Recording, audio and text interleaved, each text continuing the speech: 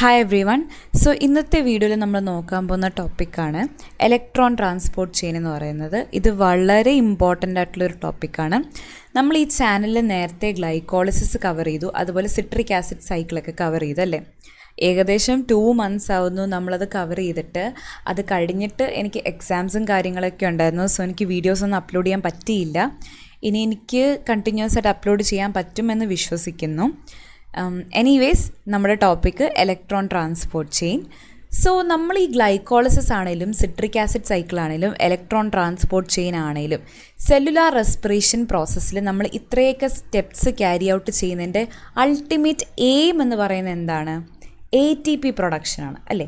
ATP produce ചെയ്താലേ നമ്മുടെ ബോഡിക്ക് വേണ്ട എനർജി നമുക്ക് കിട്ടത്തുള്ളൂ. അതിന് വേണ്ടിയിട്ടാണ് നമ്മൾ ഇത്രയും പ്രോസസ്സ് നമ്മൾ ക്യാരി ഔട്ട് ചെയ്യുന്നത്. ഓക്കെ, ഇനിയും ഇലക്ട്രോൺ ട്രാൻസ്പോർട്ട് ചെയിൻ എവിടെയാണ് നടക്കുന്നത്? നമ്മുടെ മൈറ്റോകോൺട്രിയയുടെ ഇന്നർ മെംബ്രെയിനിലാണ് ഇലക്ട്രോൺ ട്രാൻസ്പോർട്ട് ചെയിൻ നടക്കുന്നത്. അത് ഡീറ്റെയിൽ ആയിട്ട് നെക്സ്റ്റ് സ്ലൈഡിൽ പറയാം. ആൻഡ് ഇവിടെ എന്താ സംഭവിക്കുന്നത്? ഇവിടെ നടക്കുന്ന ആ ഒരു പ്രോസസ്സിനെ നമ്മൾ ഓക്സിഡേറ്റീവ് ഫോസ്ഫോറൈലേഷൻ എന്ന് നമ്മൾ വിളിക്കും. ഓക്സിഡേറ്റീവ് ഫോസ്ഫോറൈലേഷനിൽ മെയിൻലി 2 പ്രോസസ്സാണ് നടക്കുന്നത്. ഒന്ന് ഇലക്ട്രോൺ ട്രാൻസ്പോർട്ട് ചെയിൻ, ഒന്ന് ATP synthesis using complex 5. Okay, electron transport ചെയിനിൽ എന്താണ്? 4 കോംപ്ലക്സ് ഉണ്ട്. Complex 1, 2, 3 and 4. ആൻഡ് നമ്മുടെ കോംപ്ലക്സ് നമ്പർ 5 അതിനെ നമ്മൾ ATP സിന്തേസ് എന്നും വിളിക്കും. ഓക്കെ, അവിടെ എന്താ സംഭവിക്കുന്നതെന്ന് വെച്ചാൽ നമ്മൾ ഇലക്ട്രോൺ ട്രാൻസ്പോർട്ട് ചെയിനിൽ 4 കോംപ്ലക്സ് വഴി നമ്മൾ ഇലക്ട്രോൺസ് പാസ് ചെയ്യുമ്പോഴത്തേക്ക് ഇവിടെ ഒരു ഇലക്ട്രോ കെമിക്കൽ എനർജിയുടെ ഡിഫറൻസ് നമുക്ക് ക്രിയേറ്റ് ചെയ്യാൻ പറ്റും. ഓക്കെ, അങ്ങനെ നമ്മളിതെല്ലാം ഡീറ്റെയിൽ ആയിട്ട് നമ്മൾ നെക്സ്റ്റ് സ്ലൈഡ്സിൽ ഡിസ്കസ് ചെയ്യുന്നതായിരിക്കും. ഞാൻ ജസ്റ്റ് ഒരു ഇൻട്രൊഡക്ഷൻ പറഞ്ഞു പോവുകയാണ്, so that you get the point. Like നമ്മൾ എന്താണ് പഠിക്കാൻ പോകുന്നത് നിങ്ങൾക്ക് കറക്റ്റായിട്ട് മനസ്സിലാവുന്നതിന് വേണ്ടി ജസ്റ്റ് ഞാൻ ഒരു ഇൻട്രൊഡക്ഷൻ പറഞ്ഞു പോകുന്നേ ഉള്ളൂ. ഓക്കെ, സോ നമുക്ക് ഒരു ഇലക്ട്രോ കെമിക്കൽ ഒരു ഡിഫറൻസ്, ഒരു എനർജി ചേഞ്ച് ഈ 4 കോംപ്ലക്സ് വഴിയും പ്രൊഡ്യൂസ് ചെയ്യും. അതുവഴി എന്താ സംഭവിക്കുന്നതെന്ന് വെച്ചാൽ നമ്മുടെ മൈറ്റോകോൺട്രിയൽ മാട്രിക്സിൽ ഒരുപാട് പ്രോട്ടോൺസ് ഉണ്ട്. ഈ മാട്രിക്സിലെ പ്രോട്ടോൺസ് ഇൻ്റർമെംബ്രെയിൻ സ്പേസിലോട്ട് പോകും. എന്നിട്ട് കോംപ്ലക്സ് 5 വഴി ഇവർ തിരിച്ച് മാട്രിക്സിലോട്ട് വരുമ്പോഴത്തേക്ക് ATP പ്രൊഡക്ഷൻ അവിടെ സംഭവിക്കും. ഓക്കെ, നിങ്ങൾ ഇത് ഒരുപാട് കഷ്ടപ്പെട്ട് മനസ്സിലാക്കാൻ ഇപ്പോൾ ശ്രമിക്കേണ്ട. മനസ്സിലായില്ലെന്നുണ്ടെങ്കിൽ ഇറ്റ്സ് കംപ്ലീറ്റ്ലി ഫൈൻ. മനസ്സിലായെങ്കിൽ വെരി ഗുഡ്. ഓക്കെ, മനസ്സിലായില്ലെങ്കിൽ നമ്മൾ നെക്സ്റ്റ് സ്ലൈഡിൽ at the end of this video നമ്മളിത് മനസ്സിലാക്കിയിരിക്കും. ഓക്കെ, ഇനി നമുക്ക് ഇലക്ട്രോൺ ട്രാൻസ്പോർട്ട് ചെയിൻ്റെ ഇൻട്രൊഡക്ഷനിലോട്ട് പോവാം. ഒരു കുഞ്ഞ് ഇൻട്രൊഡക്ഷനാണുള്ളത്. യൂജീൻ കെനഡി അതുപോലെ ആൽബർട്ട് ലെനിഞ്ചറിൻ്റെ ബയോകെമിസ്ട്രി ടെക്സ്റ്റ് നിങ്ങൾ കേട്ടിട്ടുണ്ടായിരിക്കണം. ഇല്ലെങ്കിൽ നിങ്ങളിപ്പോൾ കേട്ടോളൂ. One of the most important text for ബയോകെമിസ്ട്രിയാണ് ലെനിഞ്ചർ, അതുപോലെ സ്ട്രയർ. പിന്നെ സിമ്പിളായിട്ട് മനസ്സിലാക്കാൻ ബെസ്റ്റ് സത്യനാരായണ ടെക്സ്റ്റ് ബുക്കാണ്. ഇതൊക്കെ എൻ്റെ ടീച്ചേഴ്സ് എനിക്ക് പറഞ്ഞു തന്ന കാര്യങ്ങളൊക്കെയാണ്. Okay, so coming to the point. Eugene Kennedy അതുപോലെ ആൽബർട്ട് ലെനിഞ്ചർ എന്ന് പറയുന്ന 2 സയൻറ്റിസ്റ്റാണ് they found out that mitochondria are the site of oxidative phosphorylation in യൂക്യാരിയോട്സിന് ഓക്സിഡേറ്റീവ് ഫോസ്ഫോറൈലേഷന് പറ്റിയ സ്ഥലമാണ് മൈറ്റോകോൺട്രിയ എന്ന് ആര് കണ്ടുപിടിച്ചു? അതവിടെയാണ് നടക്കുന്നതെന്ന് ആര് കണ്ടുപിടിച്ചു? കെനഡി അതുപോലെ ലെനിഞ്ചർ കണ്ടുപിടിച്ചു. ഓക്കെ, ഇനി നെക്സ്റ്റ് കാര്യം എന്താണെന്ന് വെച്ചാൽ next point, tissues with a high demand for aerobic metabolism contain many hundreds or thousands of mitochondria per cell. നമ്മുടെ ബോഡിയിൽ ഒരുപാട് ടിഷ്യൂസ് ഉണ്ട്. ടിഷ്യൂസിന് അവരുടെ യൂസേജ് അനുസരിച്ച് എനർജി റിക്വയർമെൻറ്റ്സ് എന്ന് പറയുന്നത് ഡിഫറെൻ്റ് ആണ്. ഓക്കെ, നമ്മുടെ മസിൽസ് ഒക്കെ എന്ന് പറയുമ്പോൾ നമ്മൾ ഒരുപാട് യൂസ് ചെയ്യുന്നതാണ്. അതുകൊണ്ട് എനർജി റിക്വയർമെൻറ്റ്സ് വളരെയധികം കൂടുതലാണ്. അതുകൊണ്ട് തന്നെ ഇപ്പം നമ്മുടെ എനർജി റിക്വയർമെൻറ്റ്സ് അനുസരിച്ചിരിക്കും ഓരോ സെല്ലിലെയും മൈറ്റോകോൺട്രിയയുടെ നമ്പർ. അതായത് ഇപ്പം എനർജി റിക്വയർമെൻറ്റ്സ് കൂടുതൽ വേണ്ട ടിഷ്യൂസ്, ഫോർ എക്സാമ്പിൾ മസിൽസിലൊക്കെ മൈറ്റോകോൺട്രിയയുടെ നമ്പർ വളരെ കൂടുതലായിരിക്കും. ഓക്കെ, അതാണ് ആ പോയിൻ്റ് എന്ന് പറയുന്നത്. ഇനി നമ്മളിവിടെ ജസ്റ്റ് ഒരു മൈറ്റോകോൺട്രിയയുടെ സ്ട്രക്ചർ നോക്കുകയാണെങ്കിൽ ആ മൈറ്റോകോൺട്രിയയ്ക്ക് ഒരുപാട് മെംബ്രെയിൻസും കാര്യങ്ങളൊക്കെ ഉണ്ട്. ഈ യെല്ലോ സ്പേസിനെ നമ്മൾ വിളിക്കുന്ന പേരാണ് മാട്രിക്സ് എന്ന് പറയുന്നത്. ഓക്കെ, മൈറ്റോകോൺട്രിയയുടെ ഇന്നർ മോസ്റ്റ് സ്പേസിനെ വിളിക്കുന്ന പേരാണ് മാട്രിക്സ് എന്ന് പറയുന്നത്. ആൻഡ് നെക്സ്റ്റ് നമ്മൾ നോക്കുവാണെങ്കിൽ ഈ ഒരു ബ്രൗൺ പോർഷനെ നമ്മൾ വിളിക്കുന്ന പേരാണ് ഇന്നർ മെംബ്രെയിൻ ഓഫ് മൈറ്റോകോൺട്രിയ. ഈ ഇന്നർ മെംബ്രെയിൻ നമ്മൾ ശ്രദ്ധിക്കുകയാണെങ്കിൽ എന്താ കുറേ ഇൻഫോൾഡിങ്സ് ഉണ്ടല്ലേ, കുറേ ഫോൾഡിങ്സ് ഉണ്ട്. ഇതിനെ വിളിക്കുന്ന പേരാണ് cristae. It is very important, cristae. And എന്താ നമുക്ക് ഈ ഒരു കാണുന്ന ലൈറ്റ് ബ്രൗൺ പോർഷനെ നമ്മൾ വിളിക്കുന്ന പേരാണ് ഔട്ടർ മെംബ്രെയിൻ. ആൻഡ് ഇന്നർ മെംബ്രെയിൻ്റെയും, അതായത് ഈ ബ്രൗൺ പോർഷനായ ഇന്നർ മെംബ്രെയിൻ്റെയും ഈ ലൈറ്റ് ബ്രൗൺ പോർഷനായ ഔട്ടർ മെംബ്രെയിൻ്റെയും ഇടയിലുള്ള ഈ പീച്ച് കളർ അല്ലെ ക്രീം കളർ സ്പേസിനെ നമ്മൾ വിളിക്കുന്ന പേരാണ് ഇൻ്റർ മെംബ്രെയിൻ സ്പേസ്. ഇൻ്റർ എന്ന് വെച്ചാൽ രണ്ടിൻ്റെ നടുക്ക് ഉള്ള സ്പേസ്, ഇൻ്റർ മെംബ്രെയിൻ സ്പേസ്. ഓക്കെ, ഇനി നമ്മുടെ കോംപ്ലക്സ്, അതായത് കോംപ്ലക്സ് 1, 2, 3, 4, 5 ഇവരെല്ലാം എവിടെയാണ് ലൊക്കേറ്റ് ചെയ്തേക്കുന്നത്? ഈ മൈറ്റോകോൺട്രിയയുടെ ഇന്നർ മെംബ്രെയിനിലാണ് ഇവരെല്ലാം ബേസിക്കലി ലൊക്കേറ്റ് ചെയ്തിരിക്കുന്നത്. ആൻഡ് അവരുടെ സൈസ് അനുസരിച്ച് അവരൊന്നെങ്കിൽ ഇൻ്റർ മെംബ്രെയിൻ സ്പേസിലോട്ടോ അല്ലെങ്കിൽ മാട്രിക്സിലോട്ടോ ചെറുതായിട്ടൊന്ന് ബൾജ് ചെയ്തിരിക്കും. However they are located at the inner membrane of mitochondria. Okay, ഇനിയും നമ്മൾ ഇലക്ട്രോൺ ട്രാൻസ്പോർട്ട് ചെയിനിൽ ഇത്രയും നേരം നമ്മൾ കോംപ്ലക്സിനെ പറ്റി പറഞ്ഞുകൊണ്ടിരുന്നു. 1, 2, 3, 4 കോംപ്ലക്സ് ഒക്കെ ഉണ്ടെന്ന് നമ്മൾ പറഞ്ഞു. കോംപ്ലക്സ് മാത്രമല്ല ഉള്ളത്, ഇലക്ട്രോൺ ക്യാരിയേഴ്സ് ഉണ്ട്, ഇലക്ട്രോൺ ട്രാൻസ്പോർട്ട് ചെയ്യുന്ന ആൾക്കാരുണ്ട്. ഓക്കെ, ഇലക്ട്രോൺ ഡോണേഴ്സ് ഉണ്ട്. അപ്പോൾ അവരെ പറ്റിയിട്ടൊക്കെ നമുക്ക് ജസ്റ്റ് ഒരു ബേസിക് ഇൻട്രൊഡക്ഷൻ നോക്കാം. ഇത് നോക്കുമ്പോഴത്തേക്ക് നമ്മൾ നെക്സ്റ്റ് കോംപ്ലക്സിൻ്റെ കാര്യം ഡിസ്കസ് ചെയ്യാൻ പോകുമ്പോഴത്തേക്ക് കുറച്ചുകൂടെ സിമ്പിളായിട്ട് നമുക്ക് മനസ്സിലാവും. ഓക്കെ, ഈ ഒരു കംപ്ലീറ്റ് വീഡിയോ എന്ന് പറയുന്നത് ആക്ച്വലി കുറച്ചുകൂടി advanced level of electron transport ചെയിനാണ്. നമ്മൾ ജസ്റ്റ് കോംപ്ലക്സ് അങ്ങോട്ടും ഇങ്ങോട്ടും പോവുക എടുക്കുക അങ്ങനെയല്ല പറയുന്നത്. നമ്മൾ ഓരോ കോംപ്ലക്സിൻ്റെ ഓരോ സബ് യൂണിറ്റ്സ് ഏതൊക്കെയാണ് ഇങ്ങനെ ജസ്റ്റ് ഒന്ന് ബ്രീഫായിട്ട് നമ്മൾ പറഞ്ഞു പോകും. ഓക്കെ, സോ ഫസ്റ്റ് കമ്പോണൻ്റ് എന്ന് പറയുന്നത് NADH ആണ്. NADH എന്ന് പറയുന്നത് ആക്ച്വലി ഒരു ഇലക്ട്രോൺ ഡോണറാണ്. കോംപ്ലക്സ് നമ്പർ 1 ഇലക്ട്രോൺസ് ഫസ്റ്റ് കൊടുക്കുന്ന ആരാണ്? NADH ആണ്. ഓക്കെ, പ്രോട്ടോൺസിനെ അതുപോലെ ഇലക്ട്രോൺസിനെ കൊടുക്കുന്ന ആളാണ് NADH. NADHൻ്റെ ഫുൾ ഫോം എന്ന് പറയുന്നത് nicotinamide adenine dinucleotide hydrogen. Okay, മനസ്സിലായില്ലെങ്കിൽ നിങ്ങൾക്ക് ജസ്റ്റ് ഗൂഗിളിലൊന്ന് അടിച്ച് നോക്കിയാൽ മതി ഫുൾ ഫോം ഓഫ് NADH. ഇതാണ് NADHൻ്റെ ഫുൾ ഫോം എന്ന് പറയുന്നത്. അപ്പോൾ ഇവരെന്ന് പറയുന്നത് റിവേഴ്സിബിൾ ആയിട്ടുള്ള റിയാക്ഷൻസ് ആണ് കാറ്റലൈസ് ചെയ്യുന്നത്. ഓക്കെ, റിവേഴ്സിബിൾ എന്ന് പറയുമ്പോഴത്തേക്ക് എന്താ, അങ്ങോട്ടും ഇങ്ങോട്ടും റിയാക്ഷൻസ്, അതായത് റിയാക്റ്റൻസ് പ്രോഡക്ട്സ് ആവുകയാണെങ്കിൽ നമുക്ക് ആ പ്രോഡക്ട്സിനെ തിരിച്ച് റിയാക്റ്റൻസ് ആയിട്ട് കൺവേർട്ട് ചെയ്യാൻ പറ്റും. അതാണ് reversible reactions. So they catalyse reversible reactions of the following types. അപ്പോൾ എന്താ സംഭവിക്കുന്നതെന്ന് വെച്ചാൽ നമ്മുടെ ഫസ്റ്റ് ആളെന്ന് പറയുന്നത് NAD+ ആയിരിക്കും. NAD+ എന്ന് പറയുന്നത് എന്താണ്, അവരിപ്പോൾ ഓക്സിഡൈസ്ഡ് ഫോമിലാണല്ലേ. അപ്പം ഓക്സിഡൈസ് എന്ന് പറയുമ്പോൾ എന്താണ്, അവർക്കിപ്പോൾ കൂടെ ആരില്ല, ഹൈഡ്രജൻ ഇല്ല, അതുകൊണ്ട് അത് ഓക്സിഡൈസ്ഡ് ഫോം എന്ന് പറയും. ഇനി റെഡ്യൂസ്ഡ് സബ്സ്ട്രേറ്റ് എന്ന് കാണിക്കുന്നതെന്ന് വെച്ചാൽ ഹൈഡ്രജൻ ഉള്ള സബ്സ്ട്രേറ്റ്. ഓക്കെ, ഏതിൽ നിന്നാണോ നമ്മൾ ഹൈഡ്രജനെ വലിച്ചെടുക്കാൻ പോകുന്നത് അവർക്കപ്പോൾ ഹൈഡ്രജൻ കാണുമല്ലോ, എന്നാലേ നമ്മൾ അവിടെ നിന്ന് എടുക്കത്തുള്ളൂ. അതിനെ നമ്മൾ reduced, since they have hydrogen they are called reduced substrate. അപ്പോൾ ഈ റെഡ്യൂസ്ഡ് ആയിട്ടുള്ള സബ്സ്ട്രേറ്റിൽ ആര് റിയാക്ട് ചെയ്യും? NAD+ ചെന്ന് റിയാക്ട് ചെയ്തിട്ട് അവർ ആ സബ്സ്ട്രേറ്റിനെ എന്ത് ചെയ്യും? ഓക്സിഡൈസ് ചെയ്യും. അതായത് അവിടുന്ന് ഹൈഡ്രജൻ എടുത്ത് മാറ്റിയിട്ട് ആർക്ക് കൊടുക്കും? ഈ NAD+ തന്നെ കൊടുക്കും. NAD+ എന്നിട്ട് എന്തായിട്ട് മാറും? NADH+ H+ ആയിട്ട് മാറും. ഓക്കെ, ഇവിടെ 2 പ്രോട്ടോണാണ് അവർ സബ്സ്ട്രേറ്റിൽ നിന്ന് റിമൂവ് ചെയ്യുന്നത്. ഓക്കെ, ഇനിയും NAD+ ആണെങ്കിലും NADP+ ആണെങ്കിലും സെയിം സംഭവമാണ് നടക്കുന്നത്. NADH അതുപോലെ NADPHൻ്റെ ഡിഫറൻസ് താഴത്തെ പോയിന്റ് വരുന്നുണ്ട്, നമുക്കത് അന്നേരം പറയാം. ഇനി NADP+ എന്താണ്, സെയിം ആണ്. റെഡ്യൂസ്ഡ് ആയിട്ടുള്ളൊരു സബ്സ്ട്രേറ്റിൽ നിന്ന് അവർ ഹൈഡ്രജൻ ആക്സെപ്റ്റ് ചെയ്തിട്ട് NADPH+ H+ ആയിട്ട് കൺവേർട്ട് ചെയ്യുന്നു. ഇനി അതാണ് ഈ പോയിന്റ് പറയുന്നത്. ഒന്നൊരു ഹൈഡ്രൈഡ് അയോണായിട്ട് ഇവരുടെ കൂട്ടത്തിൽ കൂടും, ഒന്ന് എന്താണ്, ഒരു പ്രോട്ടോണായിട്ട് നമ്മുടെ മീഡിയത്തിലോട്ട് റിലീസാവും. ഓക്കെ, ഇതാണ് ആ 2 ഹൈഡ്രജൻ്റെ ഫേറ്റ് എന്ന് പറയുന്നത്.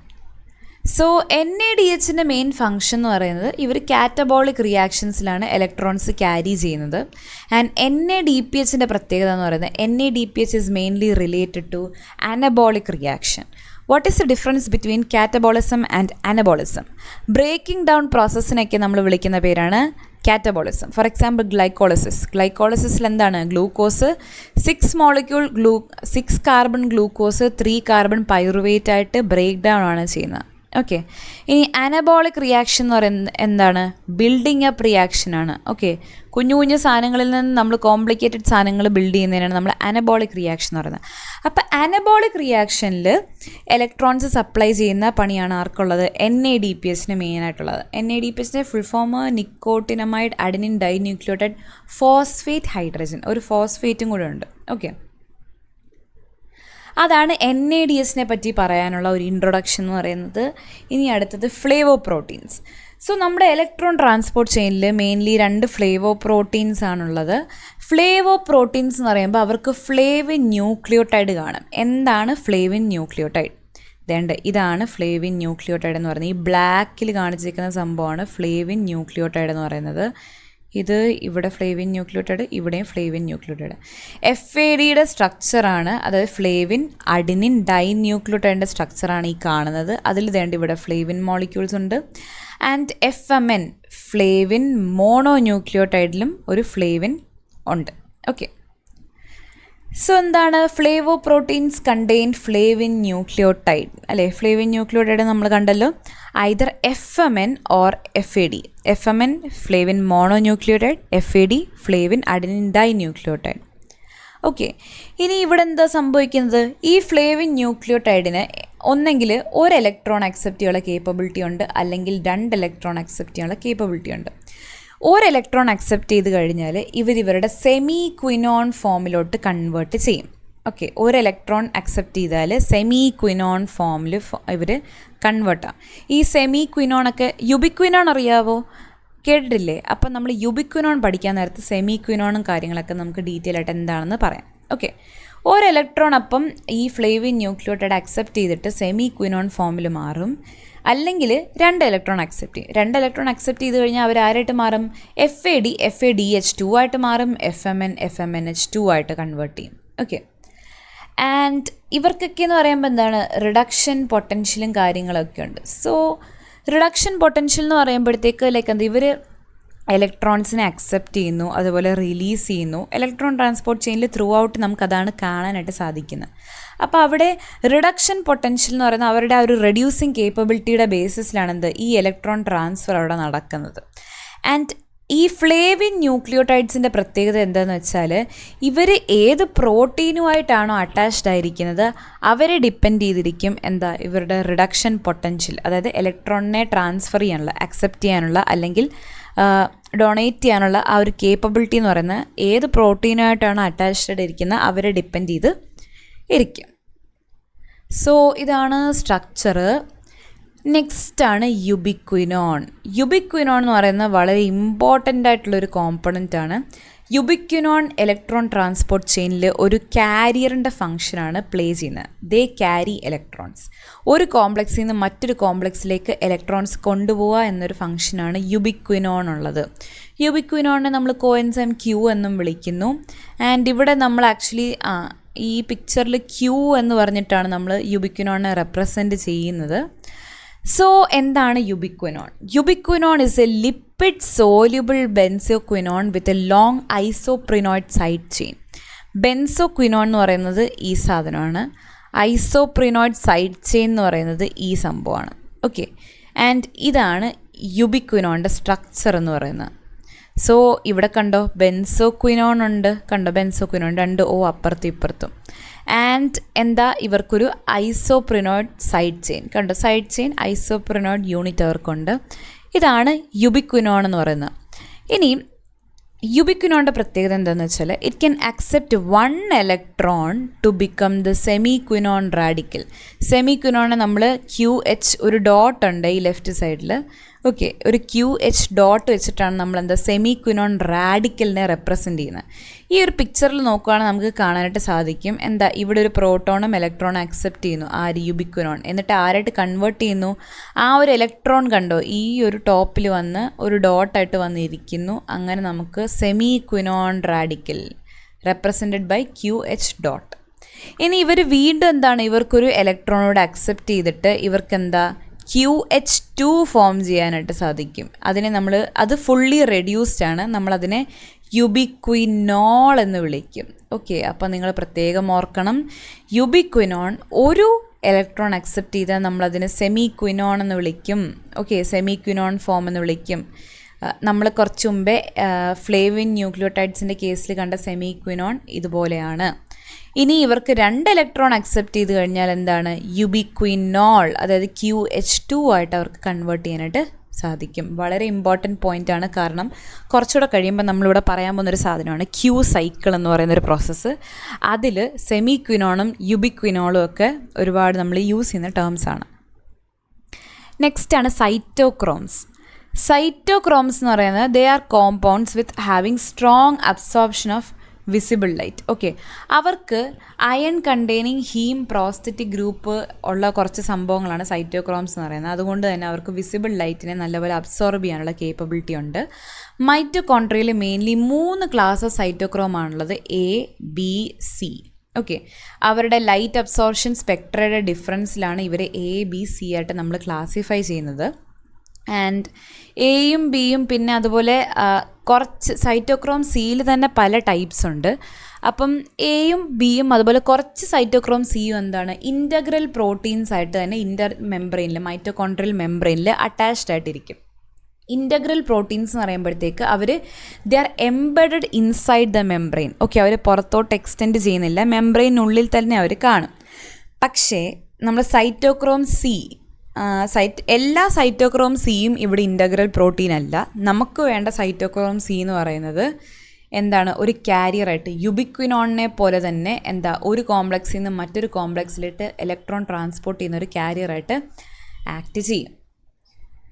ഓക്കെ, ആൻഡ് A-B സൈറ്റോക്രോമിൽ ഹീം ഗ്രൂപ്പ് ഉണ്ട്. Okay, iron containing heme group ഉണ്ട്, നമ്മളിവിടെ ടോപ്പിൽ പറഞ്ഞായിരുന്നു. സോ ഈ സൈറ്റോക്രോം എയും ബിയിലെ ഹീം ഗ്രൂപ്പ് അവരുടെ അസോസിയേറ്റഡ് പ്രോട്ടീൻസുമായിട്ട് ടൈറ്റ്ലി ബൗണ്ടാണ്. ആൻഡ് അതുപോലെ C ടൈപ്പ് സൈറ്റോക്രോംസിലെ ഹീം എന്ന് പറയുന്നത് സിസ്റ്റീൻ റെസിഡ്യൂസുമായിട്ട് അറ്റാച്ച്ഡ് ആയിരിക്കും. സിസ്റ്റീൻ എന്ന് പറയുന്നൊരു അമിനോ ആസിഡാണ്, അതിൻ്റെ റെസിഡ്യൂസായിട്ട് അറ്റാച്ച്ഡ് ആയിരിക്കും. സോ ഇവിടെ നമുക്ക് പോയിൻ്റ് എന്തെന്ന് മനസ്സിലാക്കാം, അതായത് ഇത് B ടൈപ്പ് സൈറ്റോക്രോം. ആൻഡ് ഇവിടെ ഹീം എയുടെ സ്ട്രക്ചറാണ് നമ്മൾ കാണുന്നത്. ആൻഡ് ഇവിടെ ഹീം C നോക്കുവാണെങ്കിൽ നമുക്കിവിടെ സിസ്റ്റീൻ റെസിഡ്യൂസ് കാണാം.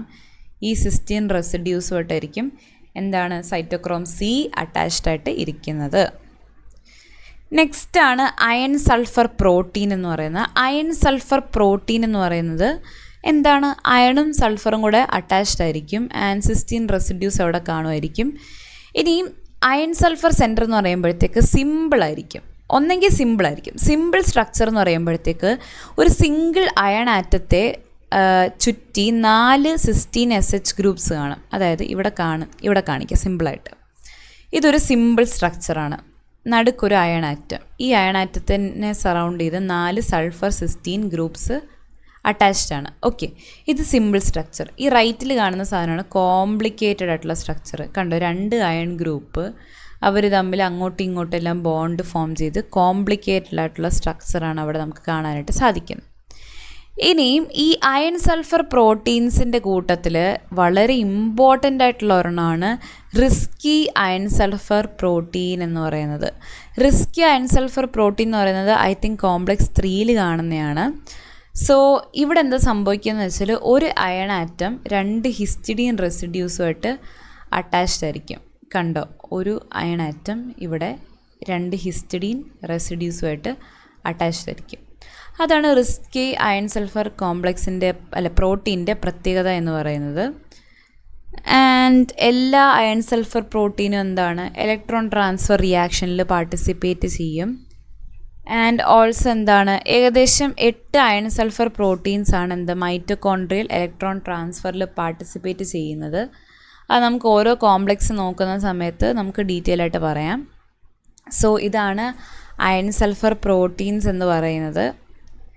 ആൻഡ് ഇതാണ് നമ്മൾ നേരത്തെ പറഞ്ഞ റിഡക്ഷൻ പൊട്ടൻഷ്യൽ എന്ന് പറയുന്നത്. സോ ഇവിടെ കണ്ടോ, നമ്മൾ ഓരോ കോംപ്ലക്സിലെ ഓരോ കോമ്പണൻസ് അങ്ങോട്ട് പോകും തോറും ആക്ച്വലി എന്താണ്, നെഗറ്റീവിൽ നിന്ന് റിഡക്ഷൻ പൊട്ടൻഷ്യൽ വാല്യൂ എന്താണ്, പോസിറ്റീവ് ആയിക്കൊണ്ടിരിക്കുകയാണ് ചെയ്യുന്നത്.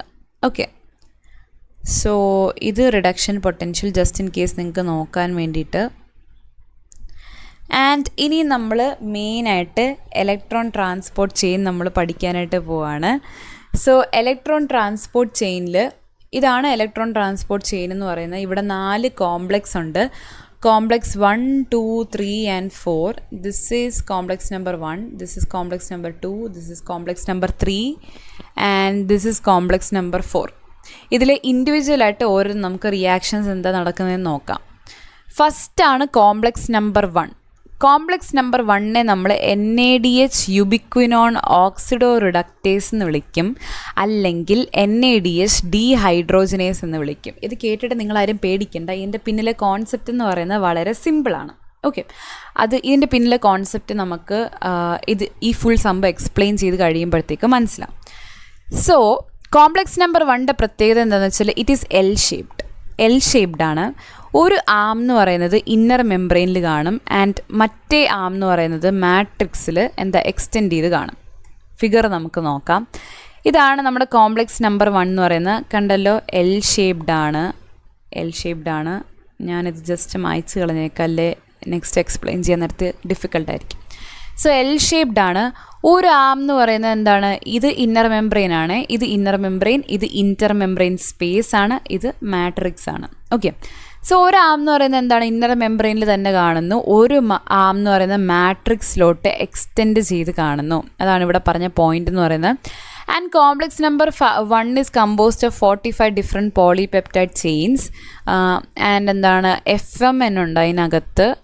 ആൻഡ് ഏകദേശം 8 അയൺ സൾഫർ സെൻറ്റേഴ്സ് ഉണ്ട്. ഇതെല്ലാം നമ്മളിപ്പോൾ പറയും. ആൻഡ് ഇവിടെ 2 റിയാക്ഷനാണ് സൈമൾട്ടേനിയസ്ലി നടക്കുന്നത്. അതായത് സിംപിളി പറയുവാണെന്നുണ്ടെങ്കിൽ നമ്മുടെ NADHലെ ഈ ഹൈഡ്രൈഡ് അയൺ ഉണ്ടല്ലോ, ഈ H, അതുപോലെ തന്നെ നമുക്കറിയാം NADH പ്ലസ് H+ ആണല്ലേ. അപ്പോൾ ഒരു hydrogen is attach to this NADH and ഒരു hydrogen exist as a proton in the matrix. അപ്പോൾ മാട്രിക്സിൽ നിന്ന് എന്താണ്, ഈ 2 ഹൈഡ്രജൻ അപ്പോൾ യുബിക്വിനോണിലോട്ട് പോവും. അതൊരു റിയാക്ഷൻ. അതുപോലെ തന്നെ നെക്സ്റ്റ് അതേസമയം സംഭവിക്കുന്നത് എന്താണെന്ന് വെച്ചാൽ 4 പ്രോട്ടോൺസ് മാട്രിക്സിൽ നിന്ന് ഇൻ്റർ മെംബ്രെയിൻ സ്പേസിലോട്ട് മൂവ് ചെയ്യും. സിംപ്ലി പറയുവാണെന്നുണ്ടെങ്കിൽ ഇവിടെ നമുക്ക് ഡയഗ്രാം വെച്ചിട്ട് എക്സ്പ്ലെയിൻ ചെയ്യാം. That's much better.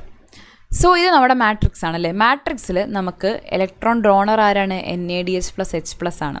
സോ ഈ NADH പ്ലസ് H+ എന്ത് ചെയ്യുന്നത് വെച്ചാൽ ഈ NADHലെ ഒരു പ്രോട്ടോണും അതുപോലെ ഈ വെറുതെ കിടക്കുന്ന H+ഉം എന്ത് ചെയ്യും, നമ്മുടെ കോംപ്ലക്സ് നമ്പർ 1ന് കൊടുക്കും. കോംപ്ലക്സ് 1ന് കൊടുത്തിട്ട് ഇവർ NAD+ ആയിട്ടങ്ങ് ഓക്സിഡൈസ് ആവും. ഓക്കെ, സോ നമ്മളിപ്പോൾ നോക്കുകയാണെന്നുണ്ടെങ്കിൽ എന്താണ്, 2 ഇലക്ട്രോൺ ആരുടെ അടുത്ത് പോയി, കോംപ്ലക്സ് 1. കോംപ്ലക്സ് 1ൽ ഈ 2 ഇലക്ട്രോൺ അക്സെപ്റ്റ് ചെയ്യാൻ ആരാണുള്ളത്, FMN. കണ്ടു, ഇവിടെ കാണുന്ന സാധനമാണ് FMN എന്താണ്, ഫ്ലേവിൻ മോണോ ന്യൂക്ലിയോടൈഡ്. ഓക്കെ, അവർ ഇലക്ട്രോൺസിനെ അക്സെപ്റ്റ് ചെയ്യുന്നു.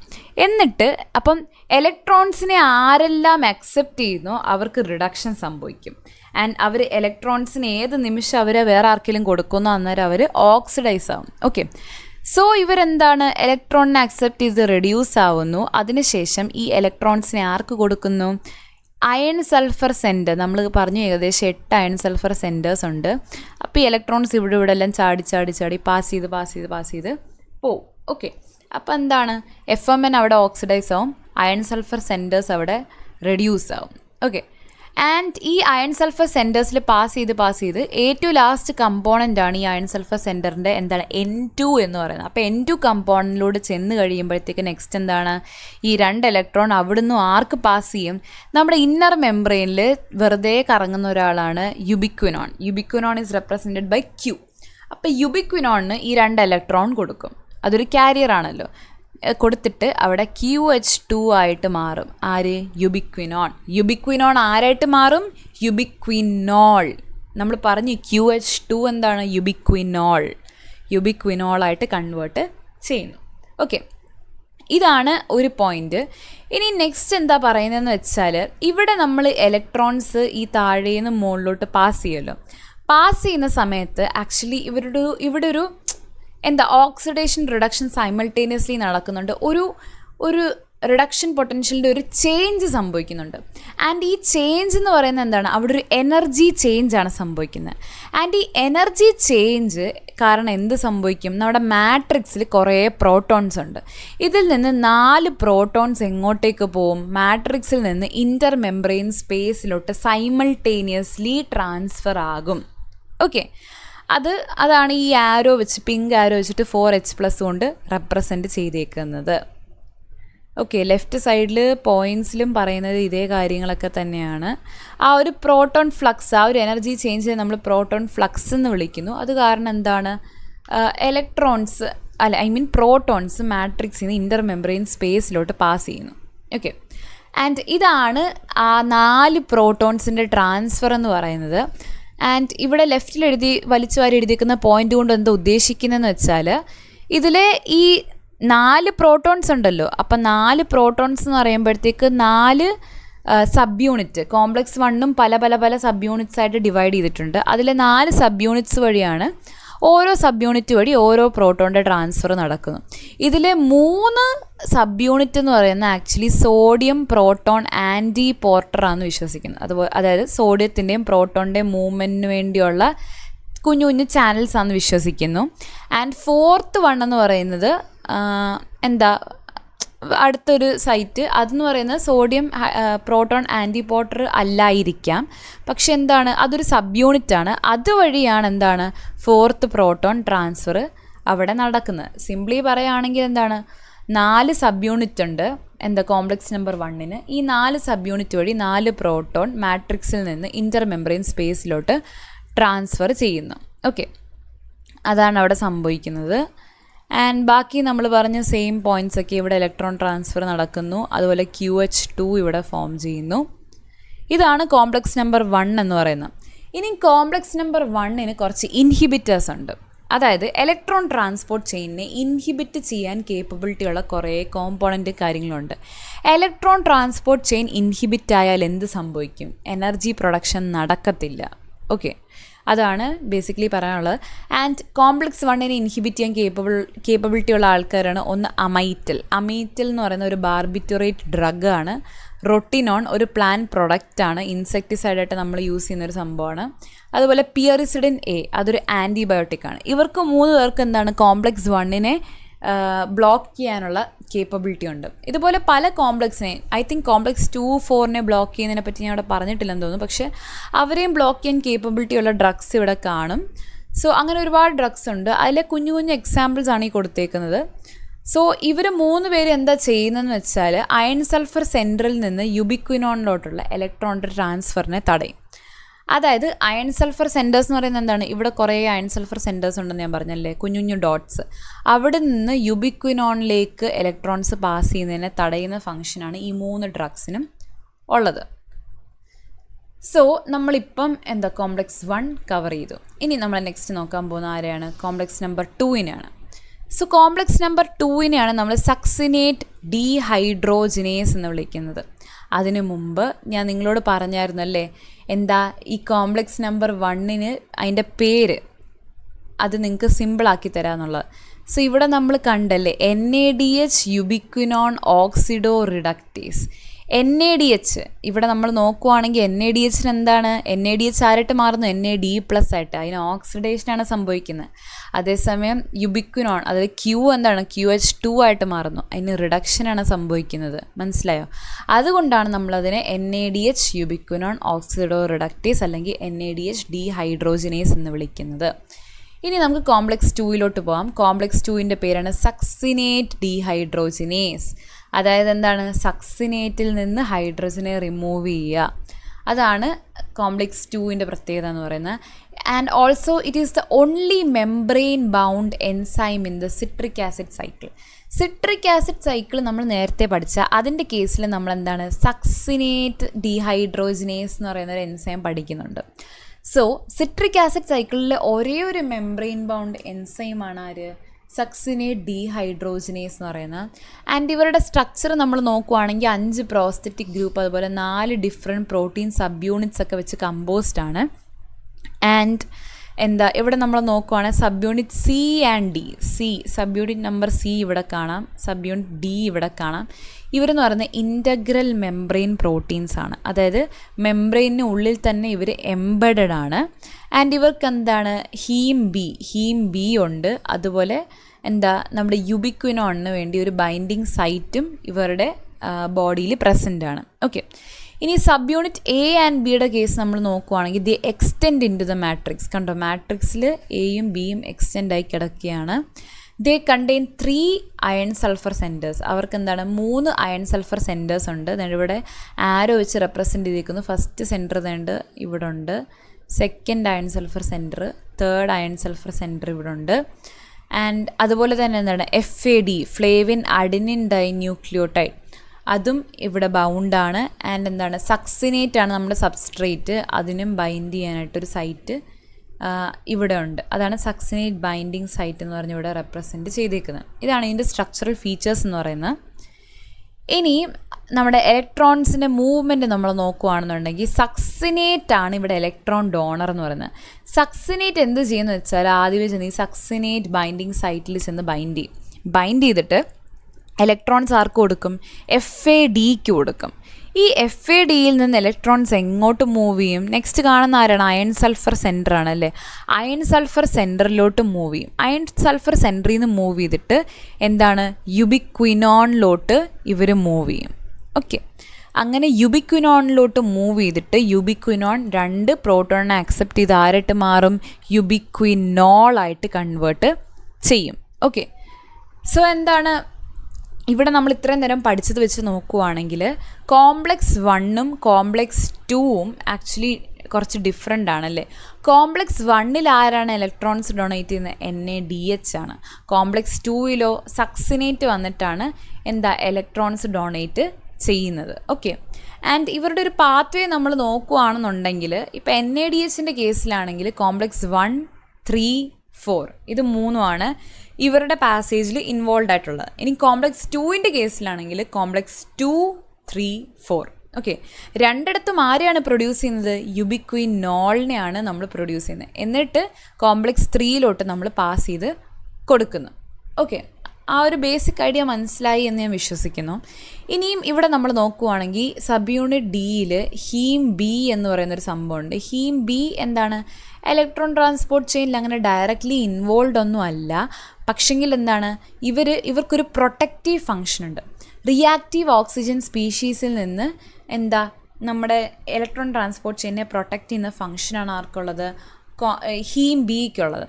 അതായത് ചില ഇലക്ട്രോൺസ് ലോസ്റ്റ് ആയി പോകാൻ ചാൻസ് ഉണ്ട്. ഈ ഇലക്ട്രോൺസ് ലോസ്റ്റ് ആയി പോയാൽ അവിടെ റിയാക്റ്റീവ് ഓക്സിജൻ സ്പീഷീസ് ഫോം ചെയ്യും. റിയാക്റ്റീവ് ഓക്സിജൻ സ്പീഷീസ് ഫോം ചെയ്യുകയാണെങ്കിൽ അത് വളരെ ഡേഞ്ചറസ് ആണ്. നമുക്ക് മോസ്റ്റ്ലി വലിയ വലിയ ഡിസീസസ് ഒക്കെ ഫോം ചെയ്യാൻ പറ്റും. ലൈക്ക് ഹെറിഡിറ്ററി പാരാഗാൻഗ്ലിയോമ എന്ന് പറയുന്ന ഡിസോർഡേഴ്സൊക്കെ നമുക്ക് അവിടെ കോസ് ചെയ്യാനായിട്ട് കാരണമാകും. അതിൽ നിന്ന് പ്രൊട്ടക്റ്റ് ചെയ്യുന്ന ഫംഗ്ഷനാണ് ആർക്കുള്ളത്?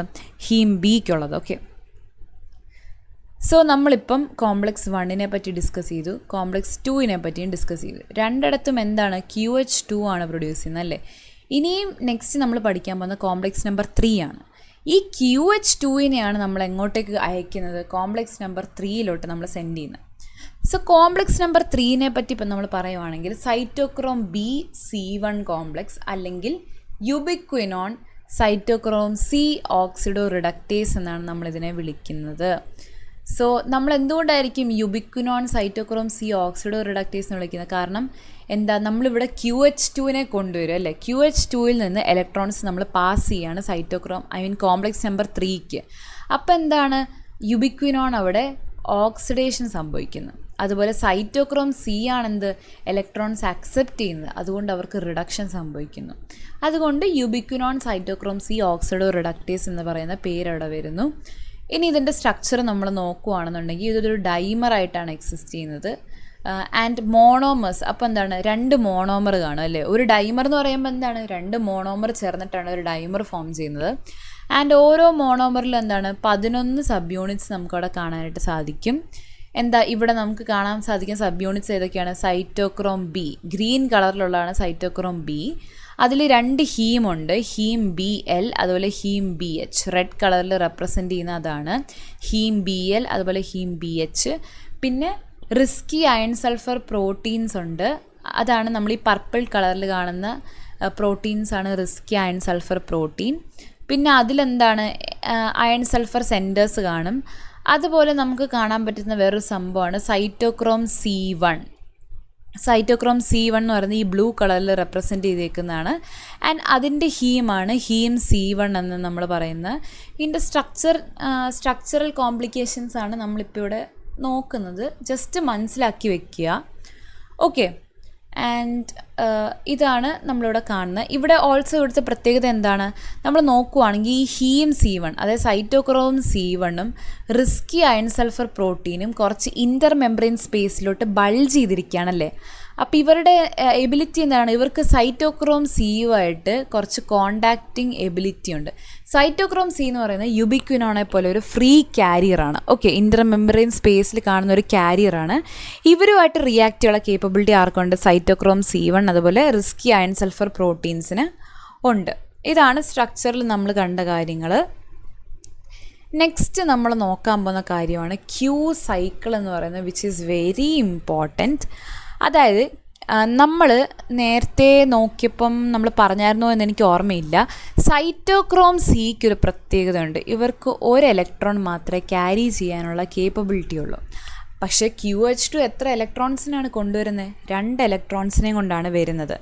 അപ്പോൾ ഒരു ഇലക്ട്രോണിനെ മാത്രമേ സൈറ്റോക്രോം സിക്ക് ഇവർക്ക് കൊടുക്കാൻ പറ്റത്തുള്ളൂ. അപ്പോൾ ഒരു ഇലക്ട്രോണിനെ എന്ത് ചെയ്യും, അതിനു വേണ്ടിയുള്ള സൊല്യൂഷനാണ് ക്യൂ സൈക്കിൾ എന്ന് പറയുന്നത്. സോ ക്യൂ സൈക്കിൾ എന്താ സംഭവിക്കുന്നതെന്ന് വെച്ചാൽ ഇവിടെ 2 റൗണ്ടിൽ 2 കാര്യങ്ങളാണ് സംഭവിക്കുന്നത്. ഇത് ആക്ച്വലി കോംപ്ലക്സ് 3 ആണ് ഇത് രണ്ടും. കോംപ്ലക്സ് 3ൽ ഫസ്റ്റ് നടക്കുന്ന റിയാക്ഷനാണ് നമ്മൾ ഈ ലെഫ്റ്റ് സൈഡിൽ കാണുന്നത്. അതായത് ഒരു QH2 മോളിക്യൂൾ പതിയെ നമ്മുടെ സൈറ്റോക്രോം അല്ല കോംപ്ലക്സ് നമ്പർ 3യുടെ അടുത്തേക്ക് വരും. എന്നിട്ട് എന്താ സംഭവിക്കുന്നത് വെച്ചാൽ ഈ QH2ൽ ഇപ്പോൾ 2 ഇലക്ട്രോൺ ഉണ്ടല്ലോ അല്ലേ, ഒരു ഇലക്ട്രോൺ എന്ത് ചെയ്യും, ഇവർ നോർമലി പാസ് ചെയ്ത് അയൺ സൾഫർ പ്രോട്ടീൻസിന് കൊടുത്ത്, അയൺ സൾഫർ പ്രോട്ടീൻ ഇവിടെ ഏതാണ്, റിസ്കി അയൺ സൾഫർ പ്രോട്ടീന് കൊടുത്തിട്ട് അവിടുന്ന് എന്താ ഹീം C1 കൊടുത്തിട്ട് അവർ സൈറ്റോക്രോം സിക്ക് ആ ഒരു ഇലക്ട്രോൺ പാസ് ചെയ്യും. ഓക്കെ, അങ്ങനെ ഒരു ഇലക്ട്രോൺ ഭയങ്കര നോർമലായിട്ട് സൈറ്റോക്രോം സിയുടെ അടുത്തേക്ക് വന്നു. ഇനി ബാക്കിയുള്ള ഒരു ഇലക്ട്രോൺ എന്ത് സംഭവിക്കും, ആ ഇലക്ട്രോൺ എന്ത് ചെയ്യുമെന്ന് വെച്ചാൽ നമ്മൾ പറഞ്ഞല്ലോ നമ്മുടെ ഇന്നർ മെംബ്രെയിനിൽ ഒരുപാട് യുബിക്വിനോൺ ഫ്രീ ആയിട്ട് കറങ്ങുന്നുണ്ട് അല്ലേ. അങ്ങനെ ഒരു യുബിക്വിനോൺ ഈ കോംപ്ലക്സ് 3-ക്കകത്തും വരും. അപ്പോൾ എന്താ സംഭവിക്കുന്നത് വെച്ചാൽ QH2ൽ നിന്ന് മറ്റേ ഇലക്ട്രോൺ ആർക്ക് പാസ് ചെയ്യും, ഇവിടെ ഫ്രീ ആയിട്ട് നിൽക്കുന്ന ഒരു യുബിക്വിനോണിന് പാസ് ചെയ്യും. യുബിക്വിനോണിന് പാസ് ചെയ്തിട്ട് അവിടെ എന്ത് ഫോം ചെയ്യും, യുബിക്വിനോൺ ഒരു ഇലക്ട്രോൺ അക്സെപ്റ്റ് ചെയ്ത് സെമി ക്വിനോൺ ഫോം ചെയ്യും. മനസ്സിലായോ? QH2ൽ 2 ഇലക്ട്രോൺ ഉണ്ട്. ഒരു ഇലക്ട്രോൺ അവർ സൈറ്റോക്രോം സിക്ക് നോർമലി പാസ് ചെയ്യും. ഒരു ഇലക്ട്രോൺ എന്താണ് അവിടെ ഫ്രീ ആയിട്ട് ഇന്നർ മെംബ്രെയിനിൽ കിടക്കുന്ന ഒരു യുബിക്വിനോണിന് കൊടുത്തിട്ട് അവിടെ സെമി ക്വിനോൺ ഫോം ചെയ്യും. ഈ സെമി ക്വിനോൺ എന്നിട്ട് അവിടെ വെറുതെ ഇരിക്കും. ഓക്കെ, അപ്പോൾ എന്താ സൈറ്റോക്രോം സിക്ക് ഒരു ഇലക്ട്രോണിനെ കിട്ടി, അത് കോംപ്ലക്സ് നമ്പർ 4ലോട്ട് പതിയെ മൂവ് ചെയ്യും. നെക്സ്റ്റ് റൗണ്ടിൽ എന്താ സംഭവിക്കുന്നതെന്ന് വെച്ചാൽ വീണ്ടും നോർമലി എന്താണ് ഒരു QH2 വരും, ഒരു യുബിക്വിനോൾ അതായത് QH2 നമ്മുടെ കോംപ്ലക്സ് നമ്പർ 3ലോട്ട് വരും. അപ്പോഴും സെയിം പ്രോസസ്സാണ് നടക്കുന്നത്. എന്താണ്, ഒരു ഇലക്ട്രോൺ എങ്ങോട്ടേക്ക് പോവും, മുകളിൽ റിസ്കി അയൺ സൾഫർ പ്രോട്ടീൻ വഴി ഹീം C1 പോയിട്ട് സൈറ്റോക്രോം സിയിലേക്ക് ആ ഒരു ഇലക്ട്രോൺ പോവും. ഒരു ഇലക്ട്രോൺ എങ്ങോട്ടേക്ക് പോവും, താഴേക്ക് വരും. പക്ഷേ ഈ പ്രാവശ്യം ആരാണ് അത് അക്സെപ്റ്റ് ചെയ്യുന്നത്, നമ്മുടെ ഇവിടെ നമ്മൾ നേരത്തെ ഒരാളെ ഫോം ചെയ്ത് വെച്ചിട്ടുണ്ട്, ആരെയാ, സെമി ക്വിനോൺ. അപ്പം ആ ഒരു ഇലക്ട്രോണോട് അക്സെപ്റ്റ് ചെയ്തിട്ട് ആരായിട്ട് കൺവേർട്ട് ചെയ്യും, QH2 ആയിട്ട് കൺവേർട്ട് ചെയ്യും. മനസ്സിലായോ? ഈ യുബിക്വിനോൾ എന്ത് ചെയ്യും, എന്നിട്ട് നോർമലി വീണ്ടും നമ്മുടെ ആ ഒരു ഇന്നർ മെംബ്രെയിനിൽ ഇങ്ങനെ കറങ്ങി നടക്കും. അത് അവർക്ക് വേണമെങ്കിൽ എന്താണ് ഒന്നുകൂടെ ഈ കോംപ്ലക്സ് 3ലോട്ട് അപ്രോച്ച് ചെയ്ത് ഇലക്ട്രോൺസ് അങ്ങോട്ട് ട്രാൻസ്ഫർ ചെയ്യാനായിട്ട് സാധിക്കും. അപ്പോൾ ക്യൂ സൈക്കിൾ സിംപ്ലി നിങ്ങൾക്ക് മനസ്സിലായി എന്ന് വിശ്വസിക്കുന്നു. സോ ഇവിടെ നമ്മൾ കാണാൻ സാധിച്ചെന്താണ്, ഓരോ റൗണ്ടിലായിട്ട് സൈറ്റോക്രോം സി എന്താണ് ഓരോ ഇലക്ട്രോൺസിനെ അക്സെപ്റ്റ് ചെയ്തുകൊണ്ട് പോകുന്നു അല്ലേ. അതേസമയം എന്താണ് ഇവിടെ താഴെ ആദ്യം സെമിക്വിനോൺ ഫോം ചെയ്തു, വീണ്ടും ഒരു ഇലക്ട്രോൺ അക്സെപ്റ്റ് ചെയ്ത് അവർ സെമിക്വിനോൾ അതായത് QH2 ഫോം ചെയ്തു. ഓക്കെ, ഇതാണ് കോംപ്ലക്സ് 3നെ പറ്റിയിട്ട്. ഇനി കോംപ്ലക്സ് 3നെ ബ്ലോക്ക് ചെയ്യാൻ കേപ്പബിലിറ്റി ഉള്ള 2 ഡ്രഗ്സ് ഉണ്ട്. ഒന്ന് ആൻറ്റിമൈസിൻ എ. ആൻറ്റിമൈസിൻ എ എന്ന് പറയുന്ന ഒരു ആൻറ്റിബയോട്ടിക് ആണ്. അതായത് സൈറ്റോക്രോം ബിയിൽ നിന്ന് സൈറ്റോക്രോം C1 ട്രാൻസ്ഫർ ഇവർ തടയുകയാണ് ചെയ്യുന്നത്. അതായത് സൈറ്റോക്രോം ബിയിൽ നിന്ന് മുകളിലോട്ട് C1 ട്രാൻസ്ഫർ അവർ തടയും. ആൻഡ് മിക്സോഥയസോൾ എന്ന് പറയുന്ന ഒരു drug prevents electron flow from QH2 to Rieske iron sulphur protein. അതായത് എന്താണ്, ഈ QH2ൽ നിന്ന് റിസ്കി അയൺ സൾഫർ പ്രോട്ടീനിലോട്ട് ഉള്ള ഇലക്ട്രോണിൻ്റെ ട്രാൻസ്ഫറിനെ തടയുന്ന ആരാണ്? മിക്സോഥയസോൾ എന്ന് പറയുന്ന ഡ്രഗാണ്. ഓക്കെ, അതാണ് കോംപ്ലക്സ് നമ്പർ 3. സോ നമ്മളിപ്പോൾ കോംപ്ലക്സ് നമ്പർ 1 കവർ ചെയ്തു, 2 കവർ ചെയ്തു, 3 നമ്മൾ 3ൽ Q സൈക്കിൾ നോക്കി. അപ്പം എന്താണ്, ഇവിടെ സൈറ്റോക്രോം C ഒരു ഇലക്ട്രോൺ അക്സെപ്റ്റ് ചെയ്യുന്നുണ്ടല്ലേ. എന്നിട്ട് നമ്മളിനി നെക്സ്റ്റ് ലാസ്റ്റ് ആരിലോട്ടാണ് പോകുന്നത്? കോംപ്ലക്സ് നമ്പർ 4ലോട്ടാണ് നമ്മൾ പോകുന്നത്. കോംപ്ലക്സ് നമ്പർ 4 അതിനെ നമ്മൾ സൈറ്റോക്രോം ഓക്സിഡേസ് എന്ന് വിളിക്കുന്നു. സൈറ്റോക്രോം ഓക്സിഡേസിന് എന്തുകൊണ്ട് വിളിക്കുന്നു? കാരണം ഈ സൈറ്റോക്രോമിൽ നിന്ന് ഇലക്ട്രോൺസ് നഷ്ടപ്പെട്ടു പോവാണ്. അപ്പോൾ അവർക്ക് എന്താണ്, ഓക്സിഡേഷൻ സംഭവിക്കാൻ പോകണം. അതുകൊണ്ട് നമ്മളതിനെ സൈറ്റോക്രോം ഓക്സിഡേസ് എന്ന് വിളിക്കുന്നു. It is A very large enzyme and അതൊരു ഡൈമറാണ്. ഓരോ മോണോമറിനും 13 സബ് യൂണിറ്റ് വെച്ചിട്ടുണ്ട്. ഓക്കെ, ഇനി ഇവിടെ ഓരോ സബ് യൂണിറ്റ് നമ്മൾ നോക്കുവാണെങ്കിൽ സബ് യൂണിറ്റ് 2ൻ്റെ കേസ് നമ്മൾ നോക്കുവാണെങ്കിൽ എന്താണ്, 2 കോപ്പർ അയോൺസ് ഇവിടെ നമുക്ക് കാണാനായിട്ട് സാധിക്കും. ഇത് സിസ്റ്റീൻ റെസിഡ്യൂസ് ഉണ്ട്. Cysteine is an amino acid, അതുമായിട്ട് അറ്റാച്ച്ഡ് ആയിരിക്കും. ഓക്കെ, ആൻഡ് എന്താണ്, ഈ ഒരു 2 കോപ്പറുള്ള ഈ ഒരു സെൻറ്ററിനെ കാണുവാണെങ്കിൽ നമുക്ക് അയൺ സൾഫർ സെൻറ്റേഴ്സുമായിട്ട് കുറച്ച് റിസംബ്ലൻസ് ഉള്ള സ്ട്രക്ചറാണ് അവരുടെ. ഇനിയും സബ് യൂണിറ്റ് നമ്പർ 1 നോക്കുവാണെങ്കിൽ, അതായത് ഇതാണ് സബ് യൂണിറ്റ് 1, ഇവിടെ 2 ഹീം ഗ്രൂപ്പ് ഉണ്ട്. ഈ റെഡ് കളറിൽ കാണുന്ന ഒന്ന് A, ഒന്ന് A3 കണ്ടോ. ഈ 2 ഡയമണ്ട് ഷേപ്പിൽ കാണുന്ന സംഭവങ്ങളാണ് ഒന്ന് A, ഒന്ന് A3. ആൻഡ് ഇവരുടെ അടുത്തെന്താണ്, ഒരു സിംഗിളായിട്ടുള്ള CuB ഒരു കോപ്പർ അയോൺ കാണുന്നുണ്ട്. ഇവരുമായിട്ട് അറ്റാച്ച്ഡ് ആണ്. ആൻഡ് ഇവരെന്താണ്, ഒരു അയൺ കോപ്പർ സെൻറ്റർ ഇവരൊരുമിച്ച് ഇവിടെ ഫോം ചെയ്യുന്നു. അതാണ് അവരുടെ സ്ട്രക്ചറിൻ്റെ പ്രത്യേകത എന്ന് പറയുന്നത്. ഇനി ഇവിടുത്തെ റിയാക്ഷൻ നമ്മൾ നോക്കുകയാണെന്നുണ്ടെങ്കിൽ നമ്മളിനി ഇവിടെ പറയാൻ പോകുന്ന കാൽക്കുലേഷൻ ഒരു മോളിക്യൂൾ H2O ഫോം ചെയ്യാൻ വേണ്ടിയുള്ള കാര്യങ്ങളാണ് നമ്മളിവിടെ പറയുന്നത്. സോ നമ്മളിവിടെ നോക്കുവാണെങ്കിൽ എന്താ സംഭവിക്കുന്നത്, നമ്മളവിടെ കണ്ടല്ലേ കുറച്ച് മുമ്പേ നമ്മൾ Q സൈക്കിൾ വഴി എന്താണ്, ഓരോ ഇലക്ട്രോണും നമ്മൾ ഓരോ സൈറ്റോക്രോമിന് ഇങ്ങനെ കൊടുത്തുകൊണ്ടിരിക്കുകയാണ്. അങ്ങനെ 4 സൈറ്റോക്രോം ഓരോ ഇലക്ട്രോൺസ് ഇങ്ങനെ അക്സെപ്റ്റ് ചെയ്യുമ്പോഴത്തേക്ക് നമുക്കറിയാം ഇപ്പം എത്ര ഇലക്ട്രോൺ ഉണ്ട്, 4 ഇലക്ട്രോൺ ഉണ്ട് അല്ലേ. അപ്പോൾ ഈ 4 ഇലക്ട്രോൺ ഇവർ ആർക്ക് കൊടുക്കും? കോംപ്ലക്സ് നമ്പർ 4ന് കൊടുക്കും. അപ്പോൾ കോംപ്ലക്സ് നമ്പർ 4ന് കൊടുക്കുമ്പോഴത്തേക്ക് അവിടെ എന്താ സംഭവിക്കുന്നത് വെച്ചാൽ, നമ്മുടെ ആദ്യത്തെ ഈ ഒരു CUA ബൈന്യൂക്ലിയർ സെൻറ്ററിൽ ഇവരെത്തും. ഈ ഇലക്ട്രോൺസ് ട്രാൻസ്ഫർ ചെയ്യും. എന്നിട്ട് എന്താണ്, ഹീം എയിലോട്ട് പോവും, എന്നിട്ട് ഹീം A3ലോട്ട് പോവും, എന്നിട്ട് കോപ്പർ B CuBയിലോട്ട് പോവും. ഓക്കെ, ഇങ്ങനെ ഈ ആരോ കാണിച്ചതുപോലെ തന്നെ ഇലക്ട്രോൺസ് ട്രാൻസ്ഫർ ചെയ്യും. ഇനി CuBയിലെത്തുമ്പോൾ എന്താ സംഭവിക്കുന്നതെന്ന് വെച്ചാൽ, നമ്മുടെ ഇന്നർ മെംബ്രെയിനിൽ ആരുണ്ട്? ഓക്സിജൻ മോളിക്യൂളുണ്ട്. സോ ഓക്സിജൻ എന്ന് പറയുന്നത് it is the final electron acceptor.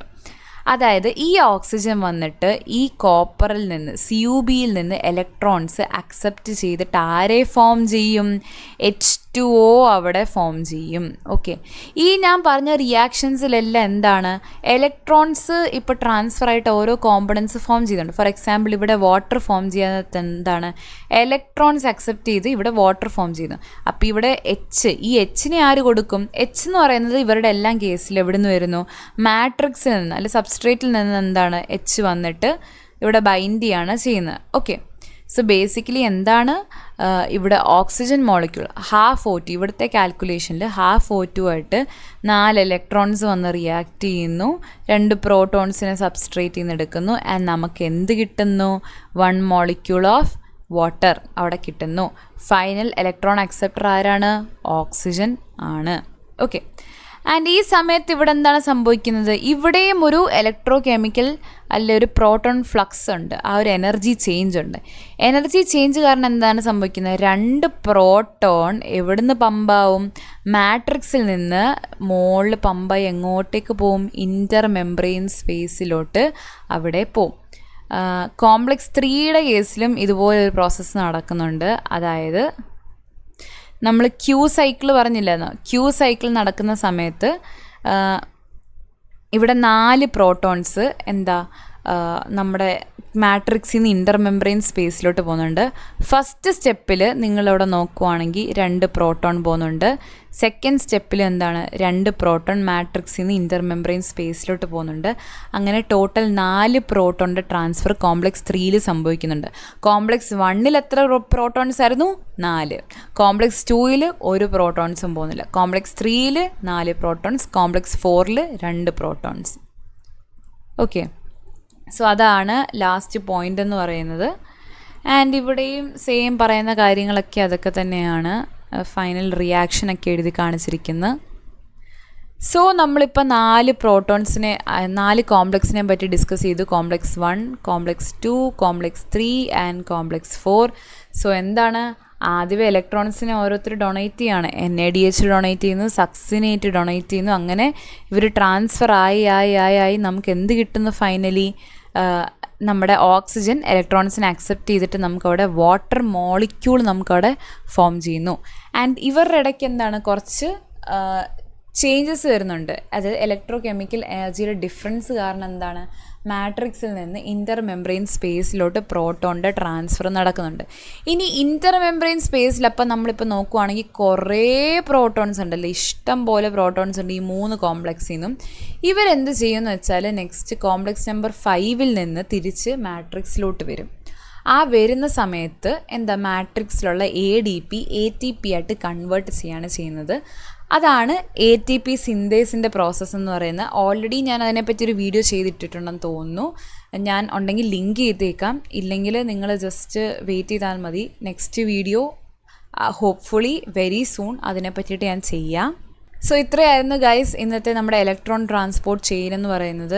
I hope നിങ്ങൾക്കിത് മനസ്സിലായി കാണുമെന്ന്. നിങ്ങൾ ജസ്റ്റ് ഈ ഒരു വീഡിയോ കാണുക, എന്നിട്ട് പോസിബിളി ഐ തിങ്ക് സത്യനാരായണയിൽ കുറച്ച് ഈസി അണ്ടർസ്റ്റാൻഡിങ് ആണുള്ളത്. പിന്നെ അതുപോലെ സ്റ്റാൻഡേർഡ് ടെക്സ്റ്റ് ബുക്സ് ലൈക്ക് സ്ട്രയർ ഒക്കെ നോക്കുവാണെങ്കിൽ കുറച്ചുകൂടെ കോംപ്ലിക്കേറ്റഡ് വേർഷൻസ് കിട്ടും.